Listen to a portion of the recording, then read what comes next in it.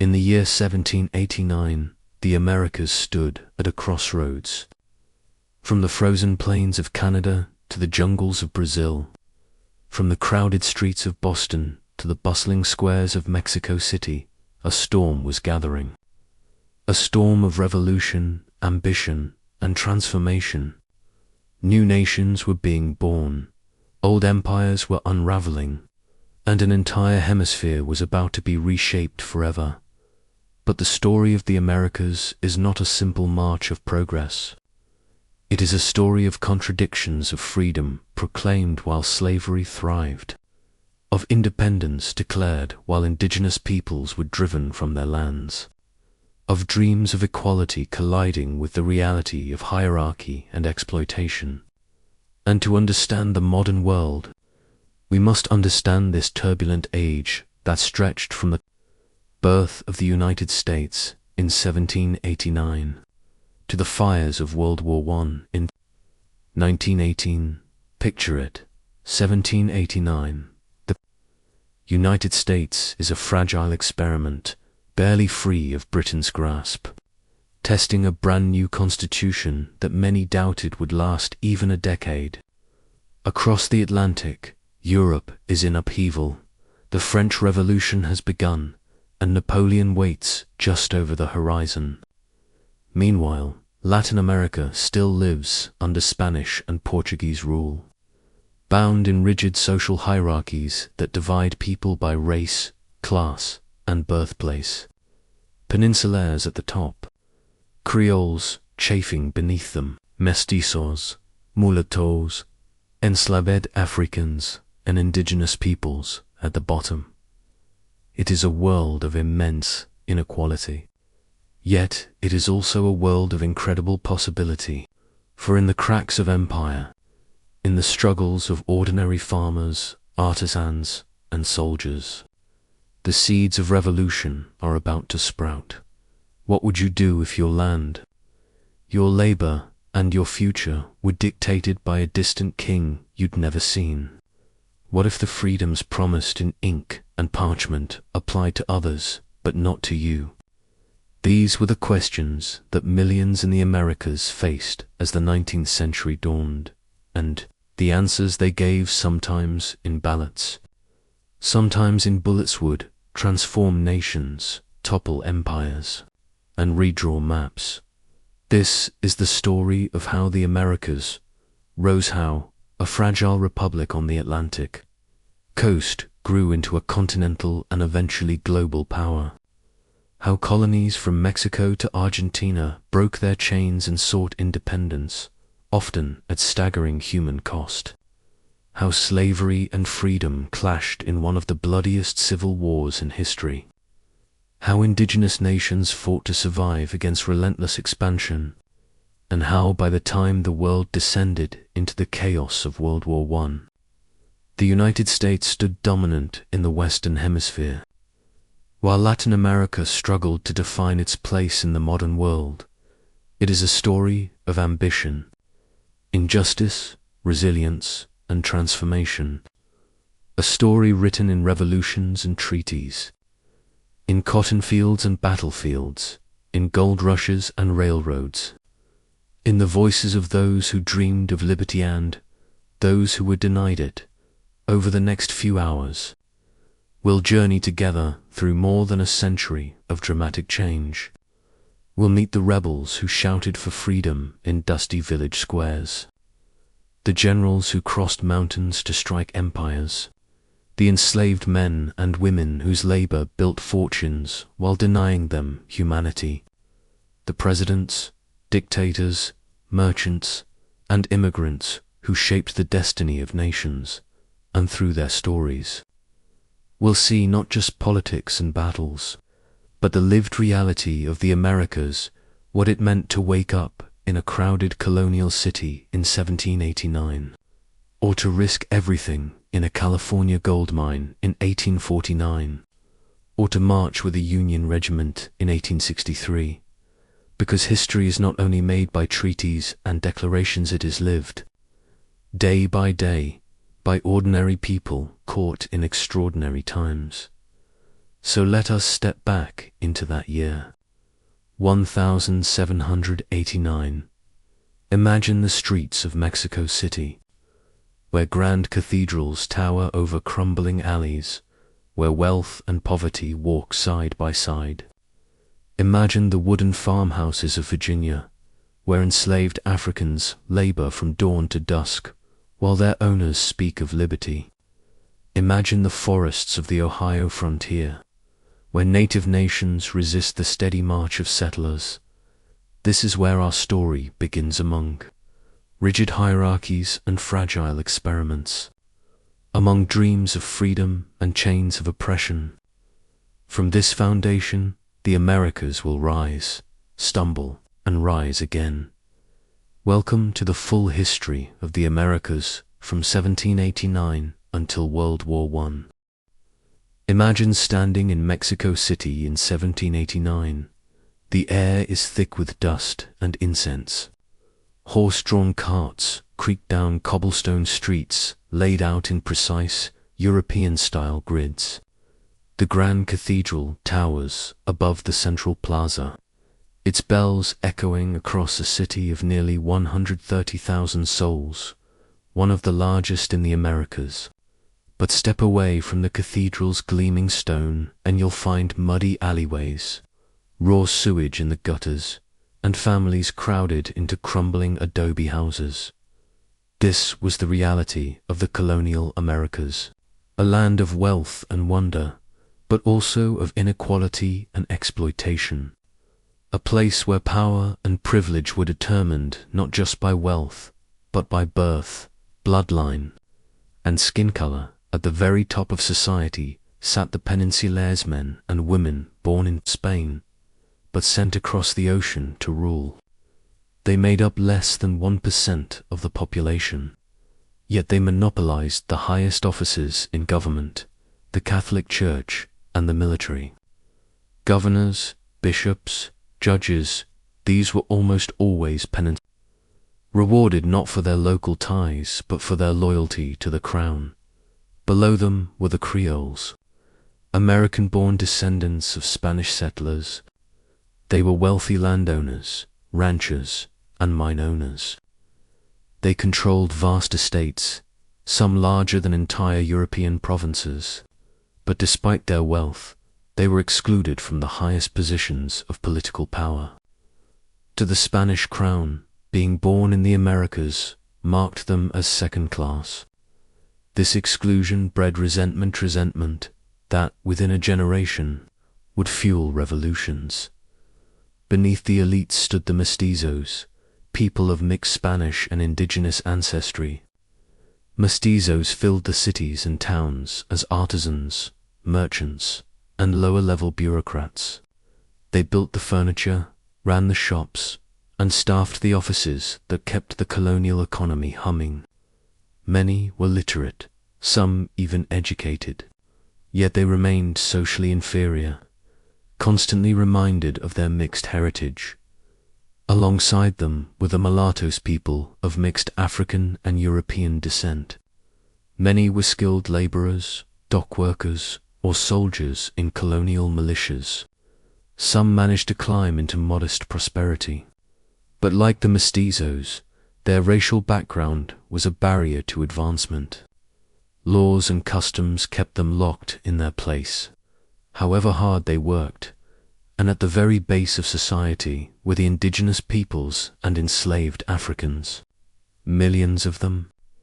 Indigenous communities had survived centuries of conquest, disease, and forced labor.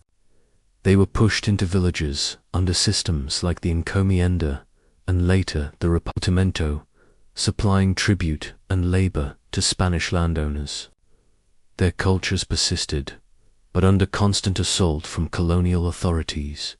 Enslaved Africans, meanwhile, were dragged across the Atlantic in brutal voyages to toil in mines and plantations.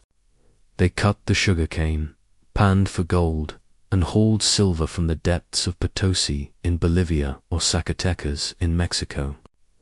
Their labor built empires, yet they were denied even the most basic recognition of humanity. Punishments were severe, families were torn apart, and death rates were staggering. And still, they resisted through rebellions, through escape, through preserving songs, languages, and traditions that carried hope.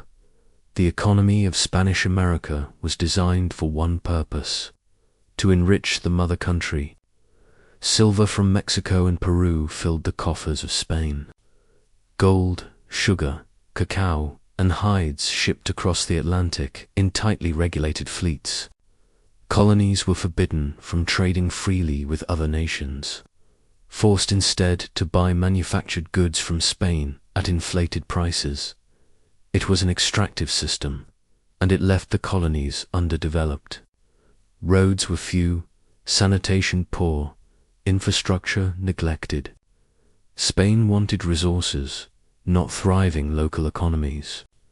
But this very exploitation planted seeds of discontent, especially among the who bore the burdens of taxation while being denied a share in governance. So what was daily life like for ordinary people in 1789? For a mestizo artisan in Mexico City, it meant long hours in a workshop, crafting saddles, pottery, or clothing. For an indigenous farmer in Peru, it meant tending maize or potatoes on a communal plot, while also providing labor drafts to colonial authorities. For an enslaved African in Cuba, it meant endless days in the cane fields, under the eye of overseers with whips. And for a wealthy Creole landowner in Caracas or Buenos Aires, it meant a life of relative luxury mansions, fine clothing, imported wine, but also a life hemmed in by frustration at being locked out of political power. In other words, life in the colonial Americas was shaped less by what you owned, and more by who you were, where you were born, and what blood flowed in your veins. Now cross the Gulf of Mexico and imagine the newly formed United States in the very same year. 13 colonies had broken free from Britain, stitched together by a fragile constitution ratified in 1789. George Washington had just taken office as the first president. The capital was not yet Washington, D.C., but New York City, a bustling port with a population of about 33,000. American society was more fluid than Spanish America, but it too was marked by deep divisions. The vast majority of citizens were farmers, working small plots with their families. Towns were modest, cities small, infrastructure limited. Most households were self-sufficient, producing their own food, clothing, and tools. There were no factories yet, no railroads, no telegraphs. Life was hard, but for many white men, opportunities seemed boundless, especially on the western frontier. But slavery remained entrenched, especially in the South. Of the nation's 4 million people, nearly 700,000 were enslaved Africans. Their labor underpinned the agricultural economy. And though the revolution had declared that all men are created equal, it was a promise far from reality. In both Spanish America and the United States, religion shaped society. The Catholic Church in Mexico, Peru, and beyond wielded immense power, owning vast lands and enforcing conformity. Churches dominated town plazas. Priests recorded births, marriages, and deaths. In the United States, Protestant denominations proliferated: Congregationalists in New England, Anglicans in the South, Baptists and Methodists spreading on the frontier. Religion was not just about faith. It was about identity, community, and social control. So in 1789, the Americas were divided. Spanish colonies locked in rigid hierarchies. A fragile new republic struggling for stability.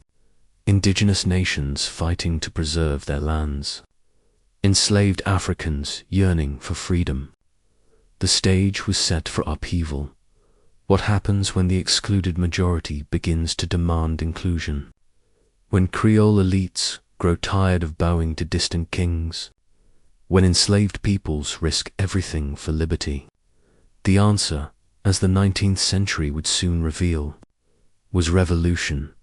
From the cobblestones of Mexico City to the wooden farmhouses of Virginia, from the cane fields of Cuba to the forests of the Ohio Valley, 1789 was a year of contrasts of privilege and poverty, of hope and despair. The Americas were not yet united by identity or purpose, but they were bound by a shared tension. The old order could not hold forever. In the next act, we'll turn to the United States itself, a fragile experiment in democracy, facing internal rivalries, economic troubles, and the haunting contradiction of slavery in a land of liberty. In April of 1789, a tall, solemn figure placed his hand upon a Bible in New York City. George Washington, hero of the Revolution, became the first president of the United States. Cheers rose in the streets, church bells rang, and cannons fired in celebration. But beneath the pageantry, there was unease. Could this fragile republic, stitched together by parchment and compromise, truly survive? The Revolution had overthrown British rule, but independence was not security. The young nation was poor, divided, and untested. 13 states clung to their own identities, often mistrusting the new federal government. The Constitution, ratified just months earlier, was an experiment without precedent. No one knew if it would last. To understand the early United States, step into the shoes of an ordinary family in 1790. Most Americans were farmers, waking before dawn to tend small plots of land. A man might guide a plow pulled by oxen while his children collected firewood. His wife, meanwhile, worked endlessly spinning thread, cooking over an open hearth, mending clothes, raising children. There was no electricity, no running water, no conveniences. Life expectancy hovered around 40. Towns were small. Roads were rough, muddy in the rain, dusty in the sun. Travel was slow and dangerous. Letters took weeks to arrive. Isolation was common, especially on the frontier, where settlers lived miles from their nearest neighbor. For enslaved African Americans in the South, life was harsher still. In Virginia or South Carolina, enslaved men and women worked tobacco and rice fields from sunrise to sunset. Overseen by harsh taskmasters, they had no rights, no security, and their children could be sold away without warning. Freedom was a word for others, not for them. The new republic also faced a crushing financial problem. Years of war had left the United States drowning in debt. Soldiers demanded payment, states argued over responsibility, and the government had no reliable income. The nation's credit was nearly worthless. Enter Alexander Hamilton, Washington's Secretary of the Treasury. Hamilton was a man of vision and controversy. He proposed that the federal government assume the debts of the states, bind them together financially, and establish a national bank to stabilize credit. To Hamilton, a strong financial foundation was essential for survival. But to Thomas Jefferson and his allies, Hamilton's plans looked like a betrayal of the Revolution. They feared that a national bank and consolidated debt would create an elite class of financiers, too much like the aristocracies of Europe. They wanted a republic of farmers, independent and virtuous, not a republic dominated by bankers and merchants. The clash between Hamilton and Jefferson was more than an argument about money. It was the beginning of America's first great political divide. In these early years, the founding fathers discovered something they had not expected. Politics in a democracy is noisy, messy, and fiercely partisan. Federalists, led by Hamilton, favored strong central authority, closer ties to Britain, and an economy built on commerce and industry. Democratic Republicans, led by Jefferson and James Madison, championed states' rights, agricultural independence, and sympathy for revolutionary France. Newspapers often, little more than partisan pamphlets, fanned the flames. Writers denounced opponents as traitors, tyrants, or anarchists. The young republic was learning, painfully, that liberty meant not harmony, but constant debate. While politicians battled in cities, settlers pushed westward. Beyond the Appalachians, pioneers carved farms out of dense forests, facing isolation, hunger, and danger. Native American nations resisted fiercely, determined to defend their homelands. The Northwest Territory, what is now Ohio, Indiana, Illinois, Michigan, and Wisconsin, became a bloody frontier. Tribes like the Shawnee, Miami, and Delaware fought us expansion, defeating federal troops in battles that shocked the nation. Not until General Anthony Wayne's victory at the Battle of Fallen Timbers in 1794 did the United States secure control of the region. But victory came at a price. Thousands of native people were displaced. Their lands, ceded in treaties, signed under pressure. Even in its infancy, the United States pursued expansion at the expense of indigenous nations. Slavery remained a contradiction at the heart of the Republic. The Revolution had declared liberty as a universal right, but nearly 700,000 people remained enslaved in 1790, in the North. Gradual emancipation had begun. States like Pennsylvania and Massachusetts were phasing slavery out. But in the South, the invention of the cotton gin in 1793 changed everything. The cotton gin, devised by Eli Whitney, made it vastly easier to separate cotton fibers from seeds. Suddenly, cotton was profitable on a massive scale. And with that profitability came a renewed demand for enslaved labor. Plantations spread across the South, binding the region's economy ever more tightly to slavery. This deepened the divide between North and South, a divide that would widen with each passing decade. In 1796, George Washington stepped down after 2 terms, setting a precedent that would endure for generations. His farewell address warned against political parties and entangling foreign alliances. Yet both were already becoming realities. The election of 1800 became one of the most bitter in American history. Jefferson's supporters accused President John Adams of being a monarchist. Adams's camp claimed Jefferson would unleash anarchy. The nation held its breath. Would the losing side accept defeat, or would the young republic collapse? When Jefferson won, the world witnessed something remarkable, a peaceful transfer of power between rival parties. For the first time in history, a republic changed leadership not by bloodshed or coups, but by ballots. The United States had passed a crucial test. What did these political storms mean for ordinary people?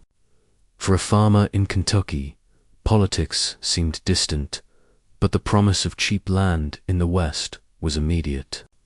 For a merchant in Boston, tariffs and trade wars mattered more than speeches about liberty. For an enslaved woman in Georgia, the names Hamilton or Jefferson meant little. What mattered was whether her children would be sold. The Republic was fragile, not only because of its institutions, but because of the contradictions embedded in its society. Freedom and slavery, unity and division, hope and fear. So, by 1808, The United States had survived its infancy. It had tested its constitution, built a financial system, expanded into new territories, and transferred power peacefully. But beneath these successes lay tensions that would one day erupt into civil war. Meanwhile, south of the Rio Grande, the Spanish Empire was beginning to crack. Napoleon's cannons in Europe would soon echo across the Atlantic, opening the door to revolutions that would shake all of Latin America.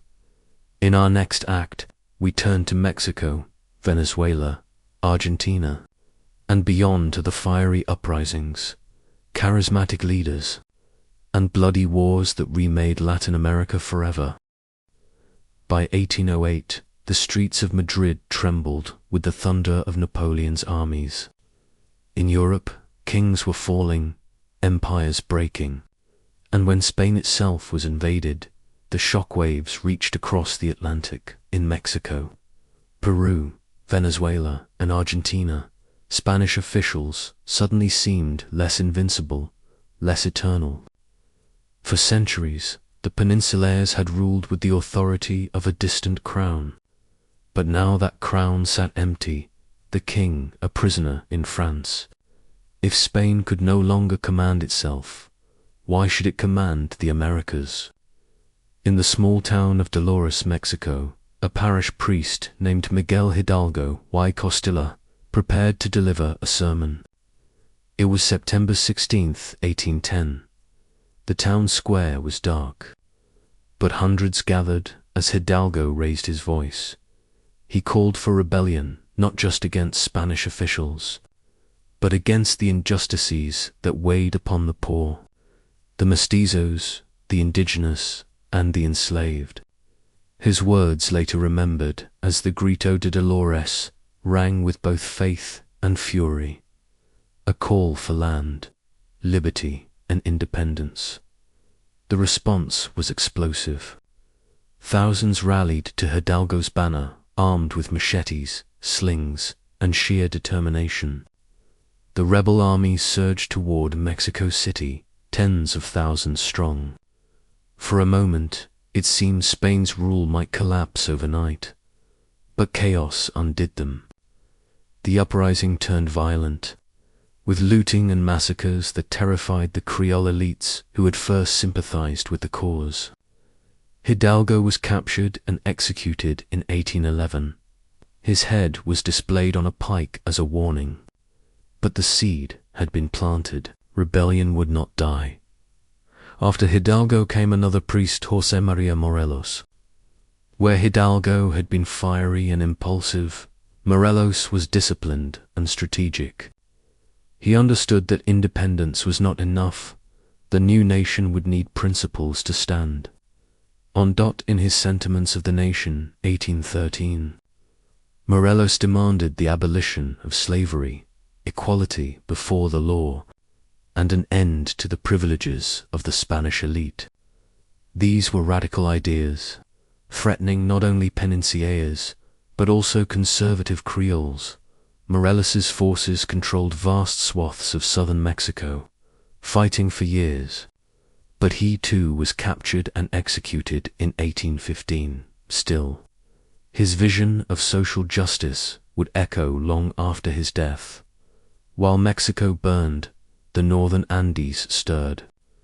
In Venezuela, a young Creole named Simon Bolivar returned from Europe aflame with revolutionary ideals. He believed in independence, but more than that, he dreamed of a united Spanish America. A great republic stretching across the continent. Bolivar's path was anything but easy. His early uprisings were crushed. He fled into exile, tasted defeat, and nearly gave up. But history turned on an unlikely ally, Haiti, the first independent black republic, born from a successful slave revolt, gave Bolivar refuge and support in 1816. Haitian leaders demanded only one promise in return, that Bolivar abolish slavery wherever he triumphed. Bolivar agreed. With Haitian arms and men, he returned to Venezuela, reigniting the struggle. Farther south, in the Rio de la Plata, another leader rose, José de San Martín. A veteran of the Spanish army, San Martín understood warfare in ways few others did. In 1817, he undertook one of the most daring campaigns in military history, with an army of Creoles, mestizos, and freed slaves. San Martín marched across the Andes-Sisi peaks. Thin air, brutal conditions. Hundreds perished along the way, but those who survived descended into Chile like a thunderbolt. At the Battle of Chacabuco, San Martín's forces crushed the Spanish. Chile was liberated. From there, San Martín turned toward Peru, the heart of Spanish power in South America. But he knew he could not win alone. In Ibarra, he met Bolivar in Guayaquil, Ecuador. What passed between them in private remains one of history's mysteries. But soon after, San Martín retired from the stage, leaving Bolivar to finish the fight.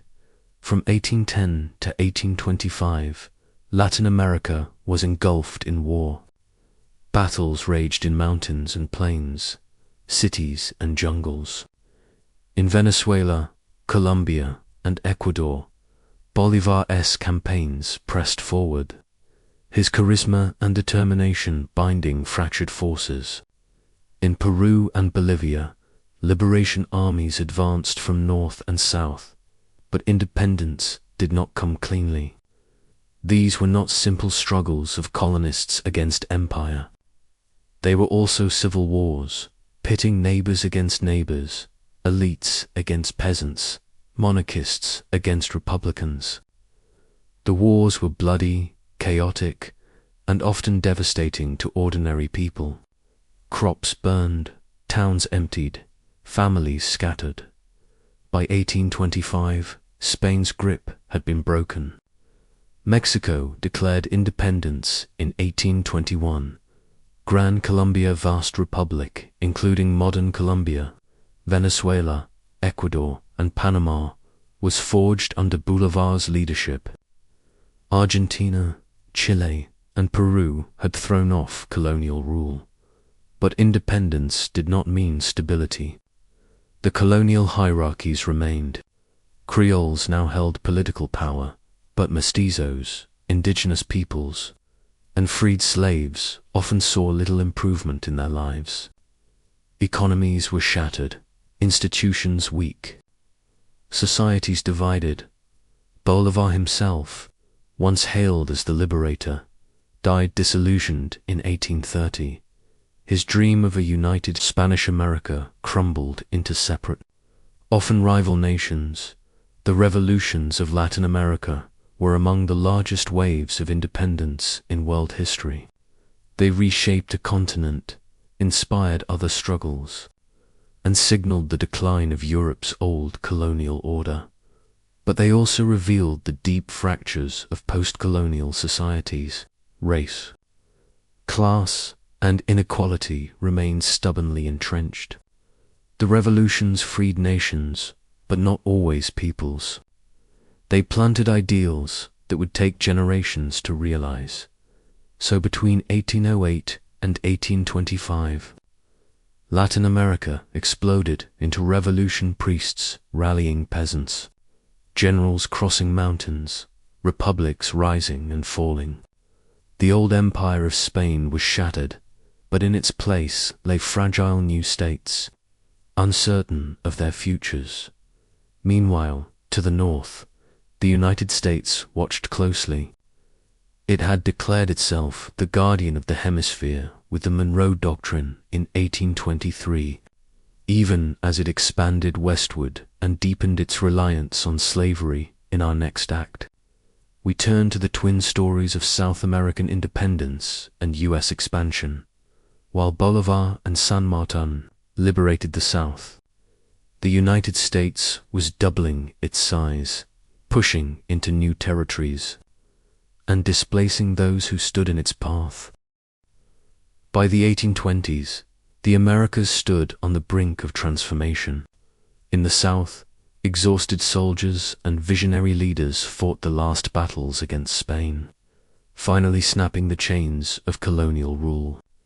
In the North, a young republic stretched its wings across a vast continent, doubling its size and driving relentlessly westward. It was a time of triumph and tragedy, a time when nations were born in blood and when others were erased to make way for expansion. In 1821, José de San Martin rode triumphantly into Lima, the capital of Peru. Spanish authority, once ironclad, was crumbling, but Spain still clung to its most prized stronghold, Peru, and the highlands of Bolivia. The task of final liberation would fall to Simón Bolívar. Bolivar's campaigns between Iten-Bar-by-Archie and Ibar-Arsif were grueling. His army's ragtag mixes of Creoles, mestizos, freed slaves, and foreign volunteers marched across jungles, plains, and mountains. Disease ravaged them. Supplies ran low, yet Bolivar's charisma kept them together. The decisive moment came at the Battle of Ayacucho in 1824, under General Antonio José de Sucre, Bolivar's trusted lieutenant. The Patriot forces crushed the Spanish army in Peru. With Ayacucho, Spain's empire in South America was effectively finished. By 1825, Bolivia declared independence, taking its name from Bolívar himself, from Mexico to Argentina, from Chile to Colombia. The colonial age of Spain had ended, but liberation brought new challenges. The wars had devastated agriculture and trade. Cities lay in ruins, economies shattered. Creole elites, once barred from power, now ruled but often kept the same hierarchies intact.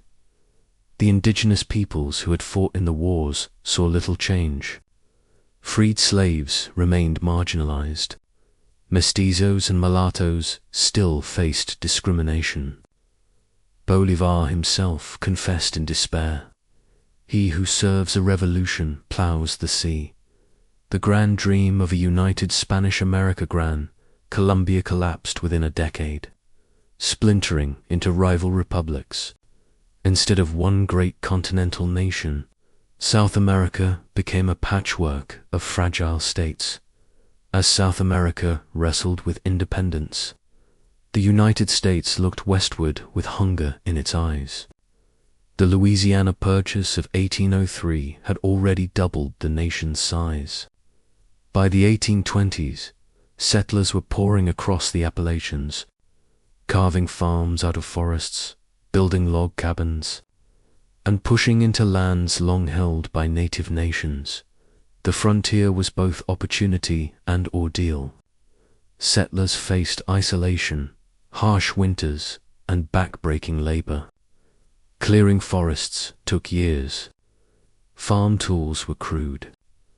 Illness was common, yet landship fertile land beckoned thousands. By 1820, the United States counted 22 states and nearly 10 million people, of whom nearly 2 million were enslaved. The Republic was growing fast, but so too were its contradictions. Invented in 1793, Eli Whitney's cotton gin transformed the South. Cotton could now be cleaned quickly, making it the king of crops. The global textile industry demanded more and more of it. Plantations spread across Georgia, Alabama, Mississippi, and beyond. With them came the forced migration of enslaved people, driven from the old tobacco states to the new cotton frontier. Families were torn apart, chained together, marched hundreds of miles in what became known as the Second Middle Passage. By the 1830s, cotton accounted for more than half of U.S. exports. It enriched plantation owners, fueled northern textile mills, and tied the nation's economy more tightly to slavery than ever before. While Americans spoke proudly of liberty, nearly 1/5 of their population remained in bondage. The expansion westward brought settlers into direct conflict with Native American nations. Treaties, often signed under duress, stripped tribes of their ancestral lands. When persuasion failed, force followed. One of the most tragic episodes came in the 1830s. Under President Andrew Jackson, the Indian Removal Act of 1830 authorized the forced relocation of native peoples from their homelands in the southeast to lands west of the Mississippi. The Cherokee, Creek, Choctaw, Chickasaw, and Seminole were uprooted. The Cherokee, despite adopting a written constitution and even a written language, were driven from Georgia. Thousands died on the forced march known as the Trail of Tears. To settlers, it was progress. To native peoples, it was devastation. In 1823, President James Monroe made a bold declaration to the world. The Western Hemisphere, he announced, was no longer open to European colonization. Any attempt by Europe to interfere in the Americas would be seen as a threat to the United States. The Monroe Doctrine sounded like a shield for Latin, America's new nations, but in truth, the United States lacked the power to enforce it. Britain's navy, more than America's resolve, kept Europe at bay. Still, the doctrine revealed America's ambitions. The young republic already saw itself as the guardian and, eventually, the master of the hemisphere. What did life look like for ordinary Americans in this era of expansion? In a Kentucky cabin, a pioneer family rose before dawn. Children fetched water from a stream. A mother cooked cornmeal over a fire. A father felled trees, building fences, clearing land. Their lives were grueling, but land was theirs land. Their parents could never have dreamed of owning back east in the South. Enslaved families bent under the weight of cotton sacks in the blazing sun. Overseers cracked whips, quotas rose higher each year. Songs carried in the field songs of sorrow, endurance, and coded hope. In a Mexican village in 1821, families celebrated independence with fireworks and music. Yet the same peasants soon discovered that while the flag above them had changed, their poverty had not. In Buenos Aires, merchants looked outward, trading hides and beef with Britain, hoping prosperity would come at last. But beyond the port, gauchos on the pampas lived hard lives, caught between tradition and change. By the end of the 1820s, the Americas were transformed.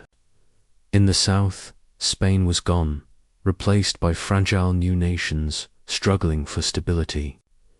In the North, the United States had survived its infancy, grown in size, and declared its authority over the hemisphere.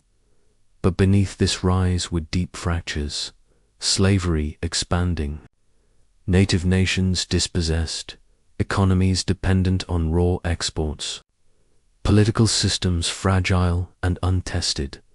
The old colonial order was gone, but the new order was uncertain, unstable, and often unjust. So, as the 1830s drew to a close, two paths emerged across the hemisphere. The United States was charging forward, its confidence swelling with each new acre of land. Latin America was searching for footing, nations struggling to stand on their own after centuries of colonial rule. The next decades would test both. In the North, slavery would spread like wildfire across the cotton fields, pulling the nation toward crisis. In the South, political instability and economic inequality would haunt young republics, and soon, one ideology manifest's destiny would drive the United States into wars of conquest. reshaping not only its borders, but the destiny of the continent itself. By the 1830s, the Americas were restless. In the United States, booming cotton fields fed a global industry, but their prosperity was built on chains. In Mexico, political instability fractured the new republic, while its vast northern lands drew the hungry eyes of American settlers. In Brazil, a monarchy presided over the largest slave population in the hemisphere. It was a time of growth, but also of grinding inequality. A time when questions of labor, race, and power refused to stay silent, and when every solution seemed to carry the seed of a new conflict. Cotton was king. By the 1830s, the Deep South was blanketed in white fields that stretched to the horizon. From sunrise to sunset, enslaved men, women, and children bent their backs under brutal quotas. Overseers patrolled on horseback, whips at the ready dot. The cotton gin had made processing easier, but it did nothing to ease human suffering. Quite the opposite.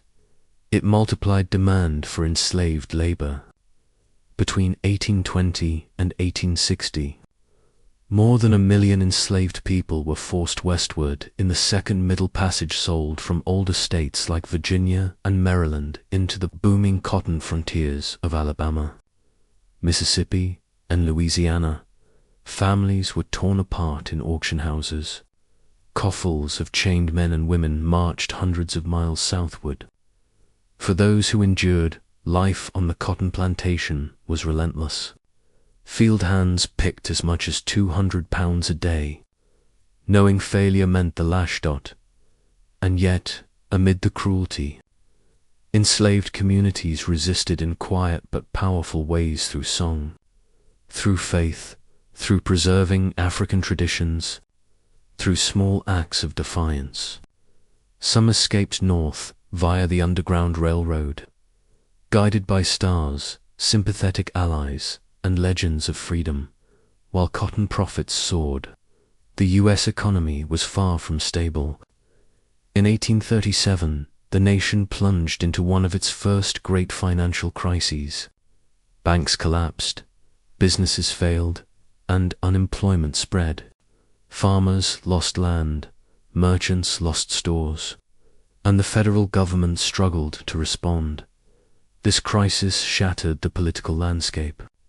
The Democratic Party, led by Andrew Jackson and later Martin Van Buren, favored expansion and limited government.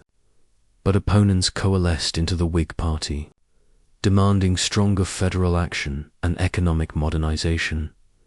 American politics became a battlefield of ideas: states' rights versus federal power, agriculture versus industry, expansion versus restraint. These debates were more than abstract, they shaped the lives of millions. From frontier families to enslaved laborers, indigenous displacement and resistance. The 1830s were also a time of profound tragedy for native peoples. The Indian Removal Act of 1830 forced entire nations, the Cherokee, Creek, Choctaw, Chickasaw, and Seminole, of their ancestral lands in the southeast. The Cherokee fought their removal in the courts, even winning a case before the Supreme Court, but President Andrew Jackson ignored the ruling. The result was the Trail of Tears, a brutal march westward to what is now Oklahoma. Thousands died of hunger, disease, and exhaustion. Other tribes resisted more directly. The Seminole of Florida fought a long, bloody guerrilla war against U.S. troops, refusing to be uprooted. But ultimately, the expansionist tide was unstoppable. By the 1840s, native peoples east of the Mississippi had been forced into exile. South of the Rio Grande, Mexico faced its own turmoil.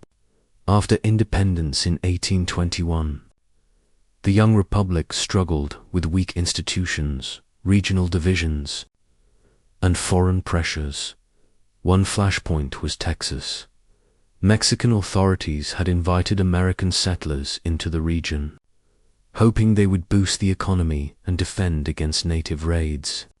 But the settlers, mostly from the American South, brought enslaved labor with them, defying Mexican laws that restricted slavery. Tensions escalated until open revolt broke out in 1835. The Texas Revolution produced iconic moments: the doomed defense of the Alamo, the massacre at Goliad, and the stunning Texian victory at San Jacinto under Sam Houston. By 1836, Texas declared itself an independent republic, though Mexico never accepted the loss. For the United States, Texas represented both opportunity and danger. Annexing it risked war with Mexico and deepened the national divide over slavery, since Texas would enter as a slave state, while Mexico fractured and the United States expanded. Brazil followed a different path. Under Dom Pedro I and later Dom Pedro II, Brazil remained a monarchy, the only one in the Americas. Its stability set it apart, but that stability rested on slavery by the mid-1800s. Brazil had more enslaved people than any other nation in the world.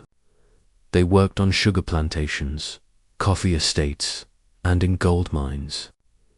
Like in the US, their labor built the nation's wealth. Unlike in the US, slavery would persist in Brazil until 1888. The very last country in the Americas to abolish it. Brazil's monarchy avoided the wars of independence that scarred Spanish America, but its reliance on forced labor left deep wounds that would outlast the empire itself. In the United States, the 1830s also marked the rise of a bold new movement: abolitionism. Newspapers like The Liberator, published by William Lloyd Garrison, demanded the immediate end of slavery. Former slaves like Frederick Douglass electrified audiences with first-hand accounts of bondage and freedom. Northern churches, writers, and activists joined the cause, often facing violence from pro-slavery mobs, but their voices grew louder.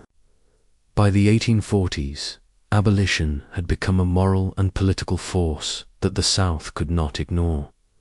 Still, in the halls of Congress, compromises tried to paper over the divide balancing free states with slave states, hoping to preserve the fragile union.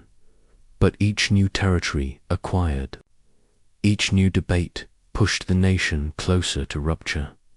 Meanwhile, across Latin America, independence had not erased inequality. In Mexico, wealthy Creoles controlled politics, while indigenous communities lost more and more of their land.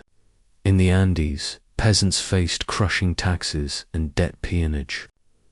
In the Caribbean, slavery still persisted in Spanish Cuba and Puerto Rico. Fueling sugar economies, Porfirio Diaz, who would later dominate Mexican politics, was still a young officer in these years, but the seeds of his future rule were already visible: modernization for elites, repression for the poor. Latin America's societies remained deeply stratified, with Europeanized elites at the top and vast rural populations struggling for survival. By the late 1840s, the Americas were simmering with tension. In the United States, manifest destiny pushed settlers toward Mexico's borders, setting the stage for war. In Latin America, revolts and uprisings erupted as marginalized groups demanded justice. Across the hemisphere, slavery remained both an economic engine and a moral crisis. The questions were stark. Could nations built on inequality truly claim liberty? Could republics divided by race, class, and slavery hold together? The answers would come in battlefields, in congresses, and in the cries of those who refused to remain silent. So, as the 1850s dawned, the Americas faced a turbulent future. The United States, prosperous yet divided, stood on the brink of a showdown over slavery. Mexico, weakened and unstable, prepared to face its northern neighbor in war. Brazil remained a slave empire, even as global pressure for abolition mounted, and the Caribbean still simmered under colonial rule. The age of compromise was ending. Ahead lay expansion, war, and the deepening of the sectional divides that would soon explode into civil conflict. In our next act, we turn to manifest destiny and U.S. territorial expansion. A decade when the hunger for land drove the United States into a war with Mexico, transformed California in a rush for gold, and radicalized the debate over slavery like never before. By the 1840s, the United States was no longer a fragile experiment. It was a rising power, restless, confident, and hungry for land. A new phrase captured its spirit: manifest destiny. Coined in 1845, the idea proclaimed that Americans were destined by God, by history, by fate itself, to spread across the continent, from the Atlantic to the Pacific. It was more than rhetoric. It was a call to action, a justification for expansion, and, for many, a moral crusade. But beneath the noble language lay harsh realities: wars of conquest, displacement of native peoples, and the expansion of slavery. The dream of manifest destiny would unite Americans, tear them apart. Texas stood at the center of this storm. After winning independence from Mexico in 1836, the Republic of Texas had lingered for nearly a decade. Many Texans wanted annexation by the United States, but the issue was divisive. To the south, Texas meant fertile land for slavery. To the north, it meant an expansion of the slave power. In 1845, the debate ended. The United States annexed Texas, provoking outrage in Mexico. War was coming, but to many Americans, it was destiny fulfilled. The Republic had embraced a vast new frontier, extending the map into contested lands. In 1846, sparks ignited. U.S. troops clashed with Mexican forces along the disputed border. President James K. Polk seized the moment, declaring that Mexico had shed American blood upon American soil. Congress voted for war. The conflict was swift, brutal, and decisive. American forces under generals like Zachary Taylor and Winfield Scott invaded deep into Mexican territory. In 1847, U.S. troops marched into Mexico City itself. For Mexico, it was catastrophe. For the United States, triumph.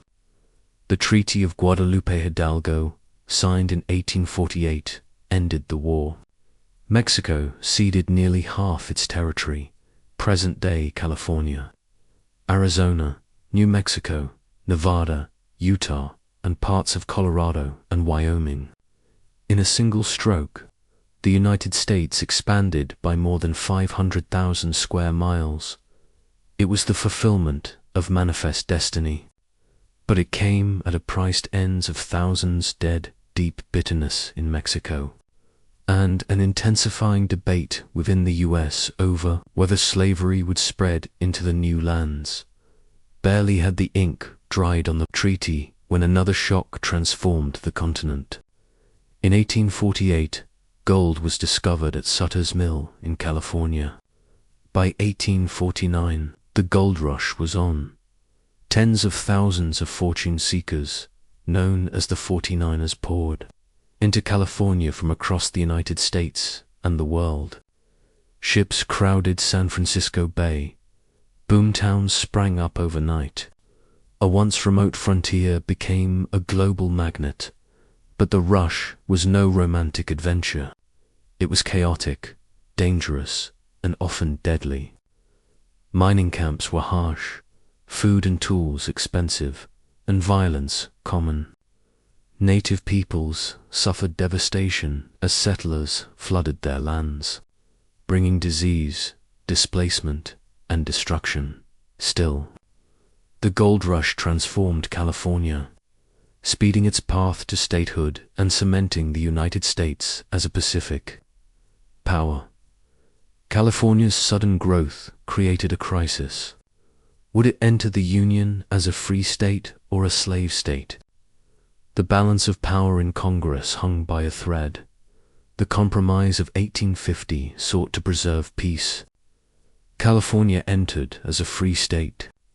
In return, the South gained the Fugitive Slave Act, a law requiring that escaped enslaved people be returned even from free states. The act outraged Northerners. Abolitionists decried it as a betrayal of liberty. Families were torn from homes, dragged back into bondage by force. In Boston and other cities, crowds resisted slavery. The act radicalized many who had once stayed silent, fueling the abolitionist movement. Out of this fire came voices that shook the nation. Harriet Beecher Stowe's Uncle Tom's Cabin, 1852, depicted the horrors of slavery in vivid detail, moving readers to tears and anger. Southerners denounced it as lies. Northerners embraced it as truth. The national divide deepened. While slavery expanded in the South, the North was changing in different ways. Factories sprouted in New England, powered by water and steam. Textile mills churned out cloth woven from southern cotton. Railroads stretched across states, linking towns and cities like never before. Telegraph wires carried news in minutes instead of weeks. For millions of immigrants, Irish fleeing famine, Germans fleeing revolution, the North offered work, if not always welcome. They crowded into cities, living in cramped tenements, laboring long hours for little pay. Discrimination was rampant, but the flow of newcomers transformed America's culture and economy. This industrial North, tied to wage labor and rapid growth, stood in stark contrast to the slave-driven plantation South. Two systems, two visions of America moving further apart with each passing year. Amid expansion, native nations faced relentless pressure. In Texas, California, and the Great Plains, settlers seized lands with little regard for treaties. Violence flared constantly in California. Native peoples were slaughtered in massacres, their populations plummeting under disease and displacement. In the plains, tribes like the Comanche and Sioux resisted fiercely, but the waves of settlers and soldiers kept coming. For the United States, it was progress. For Native Americans, it was catastrophe, a long, slow war for survival. Not everyone embraced manifest destiny uncritically. Some Northerners condemned the Mexican-American War as an unjust land grab designed to spread slavery. A young Illinois congressman named Abraham Lincoln questioned President Polk's justification for war, earning scorn but planting seeds of principle. Henry David Thoreau refused to pay taxes that supported the war, writing his famous essay, Civil Disobedience. To him, true patriotism meant resisting injustice, even when cloaked in national triumph. These voices were in the minority, drowned out by the cheers of conquest. But their words would echo louder in the decades to come. By the mid-1850s, Manifest Destiny had remade the map of the United States. From the Atlantic to the Pacific, the Republic stretched vast and powerful. Its economy was booming, its population soaring, and yet the very victories of expansion had sown the seeds of division. Every new territory reignited the question, would it be free or slave? Every compromise pushed the nation closer to a breaking point. As one senator warned, The nation was sleeping on a volcano. The eruption was coming.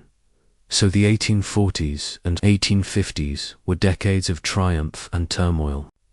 Manifest destiny carried the United States across the continent, fueled by war, migration, and gold. But the price was high, paid in Mexican lands lost, native lives destroyed, and sectional hatred inflamed. Ahead lay a storm the Republic could not avoid. Political compromises would crumble. Violence would spill into new territories. And the question of slavery ignored, postponed, denied would erupt in open conflict. In our next act, we turn to the 1850s, an age of growing sectional divides and violence. When America's house divided against itself drew closer to civil war. The 1850s began with uneasy peace. The Compromise of 1850 had quieted the nation for a moment. But beneath the surface, the United States was a powder keg. Each new territory, each new law, each new court ruling threw sparks onto the dry tinder of sectional hatred. The decade would see blood spilled on the plains of Kansas, in the halls of Congress, and on a quiet Virginia field at Harper's Ferry. The dream of compromise was ending. The age of violence had begun. In 1854, Senator Stephen Douglas of Illinois proposed a law that would ignite the decade, the Kansas-Nebraska Act. It repealed the Missouri Compromise, which for decades had kept slavery's expansion in check, and replaced it with popular sovereignty, the idea that settlers in each territory would vote on whether to allow slavery. On paper, it sounded democratic. In reality, it was an invitation to conflict. Pro-slavery and anti-slavery settlers flooded into Kansas, determined to shape its future.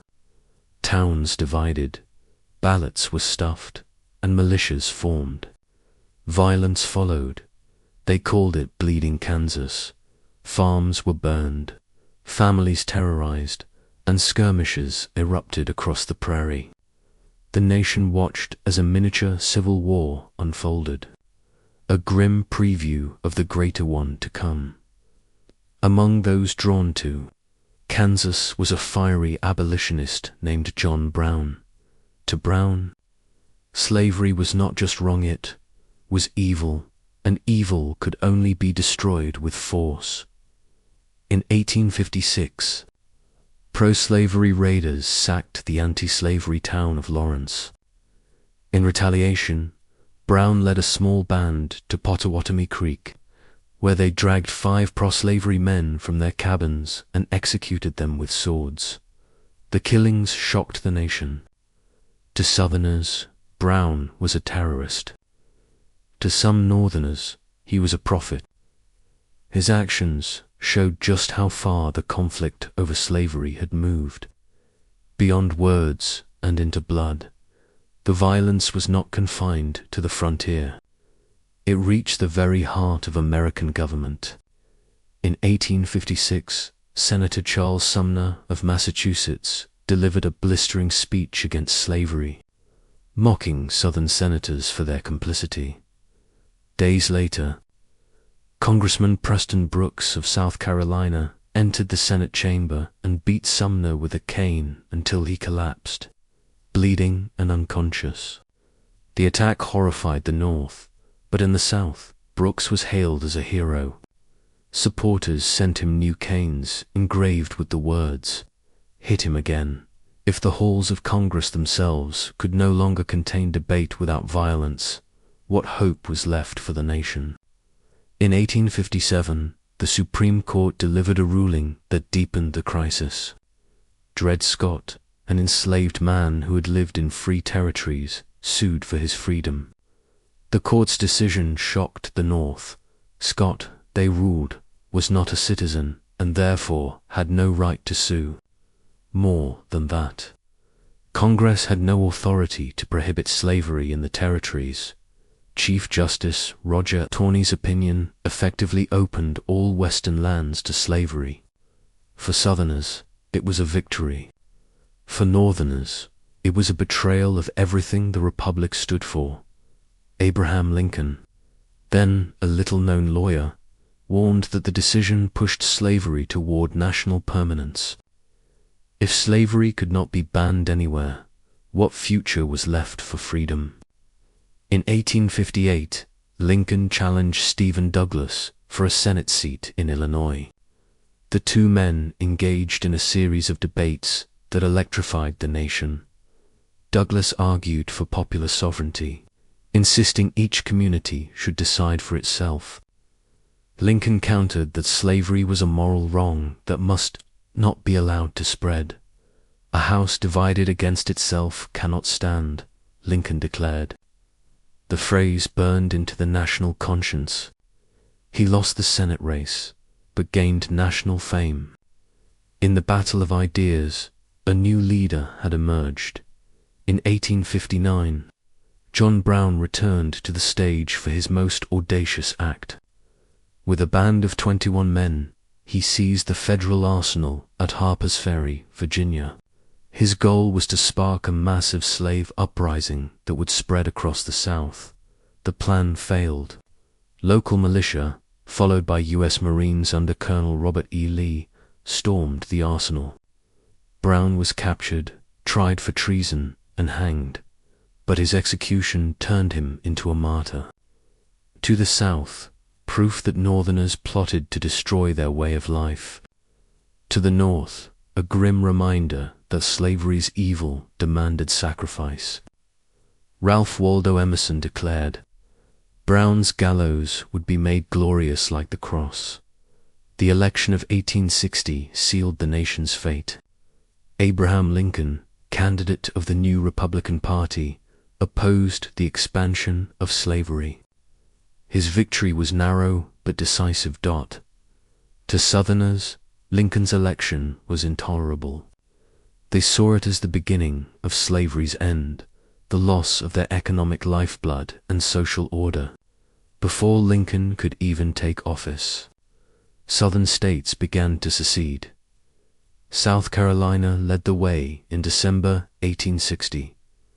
By February, Mississippi, Florida, Alabama, Georgia, Louisiana, and Texas followed. In Montgomery, Alabama, they formed the Confederate States of America. A new flag flew, a new President Jefferson Davis sworn in. The Union was breaking. Through the 1850s, every compromise had unraveled. Every attempt at balance had failed. Kansas burned, Congress brawled, courts inflamed, radicals rose, and elections divided. By the spring of 1861, the crisis reached the point of no return. Confederate guns fired on Fort Sumter in Charleston Harbor. The war that so many had feared and so many had courted had begun. The nation's divisions had spilled fully into violence. The United States was at war with itself. The 1850s showed the impossibility of compromise. From Kansas prairies to Senate chambers, from Supreme Court rulings to Virginia gallows, the battle lines were drawn. The Union was no longer merely divided, was broken. Ahead lay the bloodiest conflict in American history, the Civil War, a war that would claim more lives than all others before it combined, a war that would decide not just the fate of the United States, but the meaning of freedom itself. In our next act, we turn to the years of fire, the Civil War, and its transformative impact. April 12, 1861, the early morning sky above Charleston Harbor glowed with cannon fire. Confederate guns opened on Fort Sumter, a federal garrison.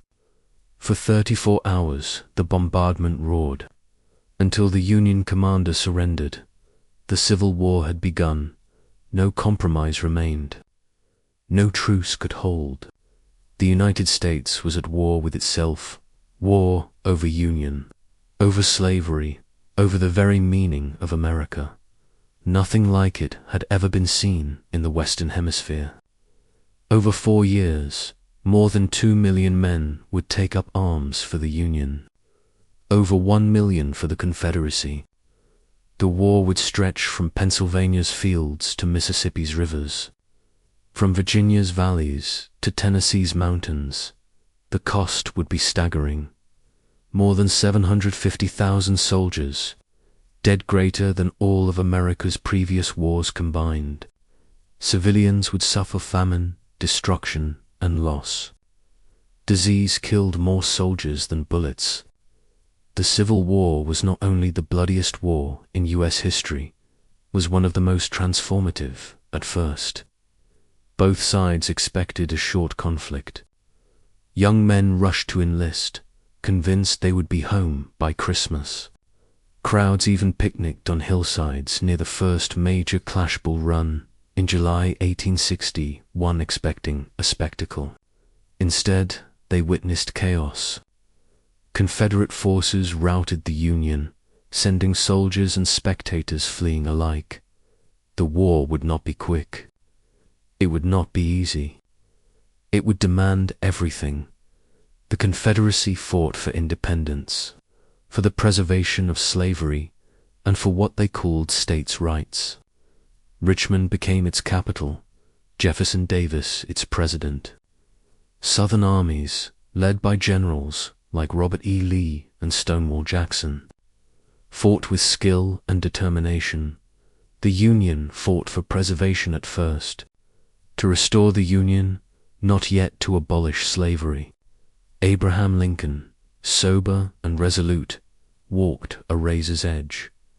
Keep border states loyal, rally Northern support, and avoid alienating moderates. His task was immense. Life for soldiers was grueling. Marches stretched for miles through mud and heat. Food was scarce, often little more than hardtack biscuits and salted pork. Disease swept through camps. Dysentery, typhoid, pneumonia.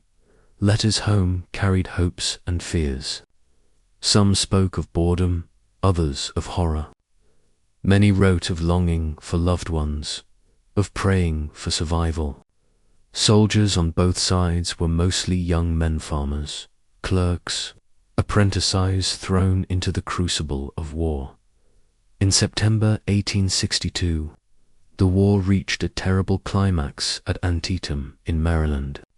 From dawn to dusk, Union and Confederate armies clashed across cornfields, woods, and a sunken road that became known as Bloody Lane. By nightfall, more than 22,000 men lay dead, wounded, or missing the single bloodiest day in American history. Neither side gained a decisive victory, but the Confederates were forced to retreat. It was enough for Lincoln. He seized the moment to issue a proclamation that would change the war forever. On January 1st, 1863, Lincoln issued the Emancipation Proclamation. It declared all enslaved people in rebelling states free. In practice, it freed no one. Immediately Confederate states ignored it. But symbolically, it transformed the war. No longer was it only about preserving the Union. It was now about destroying slavery. The proclamation gave the Union a moral cause and ensured that foreign powers like Britain and France, who had abolished slavery, would not support the Confederacy. It also opened the door for black men to enlist in the Union Army. Nearly 180,000 would serve, fighting not just for a nation, but for their own freedom. From the 54th Massachusetts Infantry to countless regiments across the Union, black soldiers proved their valor. At Fort Wagner in 1863, the 54th launched a heroic assault, suffering heavy losses but proving beyond doubt their courage and discipline. Yet even in uniform, they faced discrimination, lower pay, harsher duties, and skepticism from white officers. Still, they fought on. For them, the war was personal. Victory meant liberation for themselves, for their families, for generations to come. In July 1863, the Confederate Army marched north, seeking victory on Union soil. At Gettysburg, Pennsylvania, the two armies collided in a 3-day battle of unimaginable scale. Cemetery Ridge, Little Round Top, Pickett's charge names etched into history. When the smoke cleared, more than 50,000 lay dead or wounded. The Confederacy never again invaded the North. 4 months later, Lincoln stood on the battlefield to dedicate a cemetery. In just 272 words, the Gettysburg Address, he gave voice to the war's purpose: a new birth of freedom and a government of the people, by the people, for the people. While Gettysburg raged in the east, Union armies pushed west and south. Control of the Mississippi came after victories at Vicksburg, cutting the Confederacy in two in 1864. General William Tecumseh Sherman launched his infamous March to the Sea, from Atlanta to Savannah.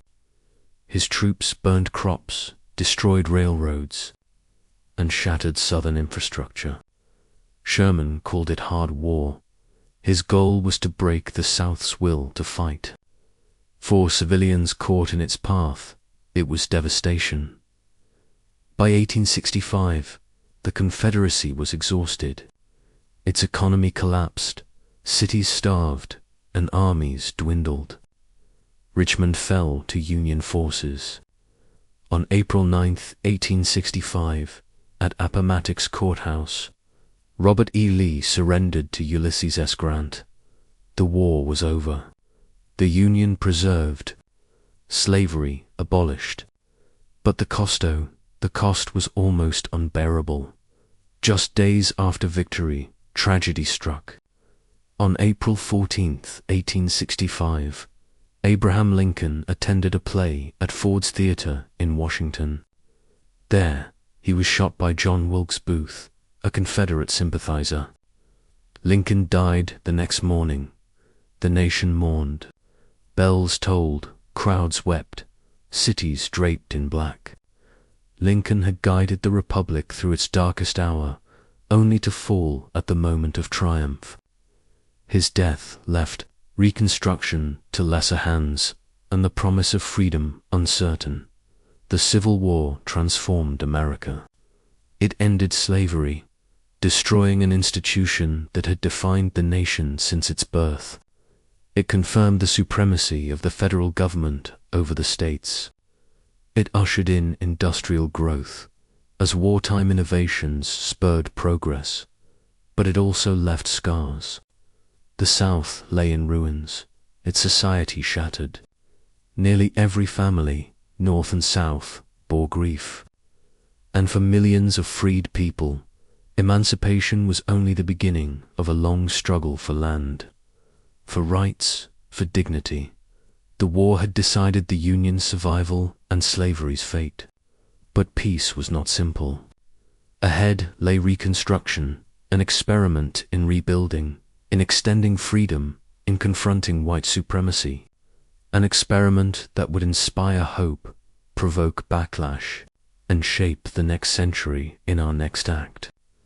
We turn to the years after the war, Reconstruction, Mexico, and the Gilded Age, 1865 to 1900, a period of rebuilding and rapid change, when new freedoms were promised, new industries rose and new injustices took root. Spring 1865. The guns have fallen silent. Fields from Virginia to Mississippi lie burned and barren. Railroads are twisted wreckage, towns reduced to ashes. Nearly 750,000 soldiers are dead, and millions of families grieve. The Union has triumphed. Slavery is ended, but victory has left America with a haunting question. How do you rebuild a nation shattered by civil war? How do you transform 4 million freed people from property into citizens? How do you reconcile North and South when the wounds are still fresh and bleeding? The answer would be found in an era both hopeful and tragic. Reconstruction, an era followed by astonishing industrial growth, ruthless inequality, and the final defeat of native resistance. This was the America of the late 19th century, the Gilded Age. Reconstruction began with hope. The 13th Amendment abolished slavery. The 14th guaranteed citizenship and equal protection. The 15th promised black men the right to vote. For a moment, it seemed as if Lincoln's new birth of freedom might be real. Freed people built schools, churches, and communities. They ran for office, and won. Black legislators sat in Southern state houses and even in Congress. For the first time, the promise of democracy stretched beyond white men. But progress met fierce resistance. Former Confederates, stripped of power, turned to terror. The Ku Klux Klan and other groups spread violence to suppress black political participation. Night riders burned homes, lynched leaders, and attacked voters. Federal troops struggled to enforce new laws. By the late 1870s, Northern willpower faded. Federal troops withdrew. Reconstruction ended not with fulfillment, but with abandonment. The South entered the era of Jim Crow, where segregation, disenfranchisement, and racial violence defined daily life for generations. While the United States struggled with Reconstruction, Mexico fought for survival. In the 1860s, Napoleon III of France had installed Archduke Maximilian of Austria as Emperor of Mexico, hoping to build a French empire in the Americas. But President Benito Juárez, leading Republican forces, resisted fiercely. With the end of the U.S. Civil War, American pressure mounted on France to withdraw. By 1867, Maximilian was captured and executed. Juárez restored the Republic, hailed as a defender of Mexican sovereignty. Mexico had survived foreign occupation, but its struggles were far from over. In the decades ahead, under Porfirio Diaz, modernization would come: railroads, factories, foreign investment, but at the cost of peasant land and political freedom back in the United States. The years after Reconstruction gave rise to dazzling wealth and crushing poverty. Mark Twain called it the Gilded Age, shiny on the surface, but corrupt and unequal beneath. Industrial giants rose: John D. Rockefeller in oil, Andrew Carnegie in steel, J.P. Morgan in finance. Railroads crisscrossed the nation, coal-fueled furnaces, and telephones and electricity began transforming daily life. The United States became the world's leading industrial power, but workers paid the price. Long hours in dangerous factories, meager wages, child labor in mines and mills. Strikes erupted: the Great Railroad Strike of 1877, the Haymarket Affair of 1886, the Homestead Strike of 1892. Often, they were crushed by police or private militias. Cities grew rapidly, filled with immigrants from Europe and Asia. Tenements teemed with families packed into single rooms, with little light, poor sanitation, and disease. In the countryside, farmers struggled under debt and unfair railroad rates, fueling the populist movement of the 1890s. While tycoons grew rich and cities expanded, Native Americans faced the final chapters of their dispossessions. At the Battle of Little Bighorn, Lakota and Cheyenne warriors under Sitting Bull and Crazy Horse annihilated General George Custer and his troops. It was a stunning victory, but brief. The U.S. Army retaliated with overwhelming force. By the 1880s, the buffalo herds, the lifeblood of plains cultures, were nearly exterminated. destroyed by hunters and expansion. Starvation spread. The Dawes Act of 1887 broke up tribal lands into allotments, pushing assimilation while stripping away millions of acres. The last organized resistance ended in tragedy at Wounded Knee in 1890, where U.S. troops massacred hundreds of Lakota, many women and children. The Native American struggle had not ended, but their independence had been crushed. Across Latin America, the late 19th century was an era of profound contradictions. Nations modernized railroads, telegraphs, export booms in coffee, beef, copper, and silver, but the benefits went mostly to elites and foreign investors in Brazil. Slavery endured until 1888, when the Golden Law finally abolished it, the last country in the Americas to do so. That same year, the monarchy fell, replaced by a republic in Mexico. Porfirio Diaz ruled for decades with an iron hand, welcoming foreign investment and building infrastructure while dispossessing indigenous peasants and crushing dissent. Inequality deepened even as the nation modernized. Throughout the region, elites embraced European fashions and culture, while rural and indigenous populations remained marginalized, clinging to traditions and survival. The Gilded Age was also a time of mass migration. Millions of Europeans, Italians, Irish, Germans, Poles, and Jews arrived seeking opportunity. Asian immigrants, especially Chinese, came to work on railroads and in mining, but acceptance was limited. Immigrants faced prejudice, poverty, and violence. In 1882, the Chinese Exclusion Act became the first major U.S. law to bar immigration by nationality. It reflected both racial hostility and fears of competition for jobs. Still, immigrant communities reshaped America's cities, bringing new languages, foods, religions, and traditions, despite inequality and conflict. The late 19th century was also an age of innovation. Thomas Edison lit homes with electric bulbs. Alexander Graham Bell's telephone shrank distance. Railroads linked oceans. Steel-framed skyscrapers began to redefine city skylines. Daily life changed. Urban families bought goods from department stores, read mass newspapers, and enjoyed vaudeville theaters. Rural life remained hard and isolated, but even there, technology crept in: mechanical reapers, steel plows, and the telegraph. By 1900, the United States was transformed. It was richer, stronger, and more industrialized than ever before. But it was also a land of deep divides between rich and poor, black and white, immigrant and native-born. For African Americans in the South, Jim Crow laws enforced segregation and disenfranchisement. For Native Americans, broken treaties and massacres defined the century's end.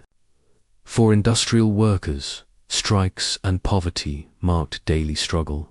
And yet, the Gilded Age also laid the foundation for modern America. Skyscrapers, corporations, mass communication, and the emergence of the United States as a global economic power. The Civil War had ended slavery, but Reconstruction failed to deliver true equality. The Gilded Age built immense wealth, but concentrated it in few hands. Native resistance ended, but at devastating cost. Mexico and Brazil modernized, but inequality endured. As the 20th century dawned, the Americas stood on the edge of a new age of imperial expansion, reform movements, and the looming shadow of World War. In our next act, we turn to the years of empire and intervention, Latin American economic patterns, and U.S. imperialism, 1870s, 1910s. An era of banana republics, canal building, and revolutions that would reshape the hemisphere. By the last quarter of the 19th century, Latin America was alive with change. Railroads snaked across pampas and jungles. Coffee beans, beef carcasses, copper ingots, and sacks of sugar left its ports in endless streams, feeding global markets. Cities like Buenos Aires, Havana, and Mexico City bustled with theaters, electric lights, and European fashions. But beneath the glitter lay stark realities. Rural peasants, indigenous communities, and freed slaves often lived in poverty, bound by debt or pushed off their lands. Foreign capital built railroads and ports, but also drained profits overseas. Latin America was modernizing, but on unequal terms. And above it all, a new power loomed in the hemisphere. The United States. In Brazil, coffee was king. By 1900, Brazil supplied the majority of the world's beans, fueling cafe culture from Paris to New York. Vast plantations enriched elites, but relied on harsh labor systems first enslaved Africans, then waves of poor immigrants, often Italians, who found themselves bound by debt and exploitation. In Argentina, beef and wheat-powered prosperity. Refrigerated shipping allowed Argentine beef to reach European tables, while cattle ranchers grew fabulously wealthy. Buenos Aires blossomed into a cosmopolitan city, called the Paris of South America, yet rural workers, the gauchos of the Pampas, saw little of this wealth in Mexico and Peru. Silver mines roared back to life, fueled by foreign investment. Miners toiled in dangerous conditions, wages low, safety minimal.